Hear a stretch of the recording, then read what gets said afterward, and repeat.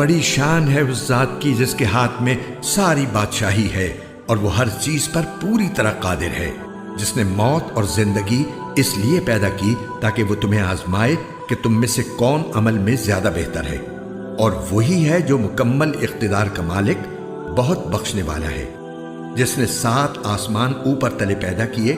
تم خدائے رحمان کی تخلیق میں کوئی فرق نہیں پاؤ گے۔ اب پھر سے نظر دوڑا کر دیکھو، کیا تمہیں کوئی رخنہ نظر آتا ہے؟ پھر بار بار نظر دوڑاؤ، نتیجہ یہی ہوگا کہ نظر تھک ہار کر نامراد لوٹ آئے گی۔ اور ہم نے قریب والے آسمان کو روشن چراغوں سے سجا رکھا ہے اور ان کو شیطانوں پر پتھر برسانے کا ذریعہ بھی بنایا ہے، اور ان کے لیے دہکتی آگ کا عذاب تیار کر رکھا ہے۔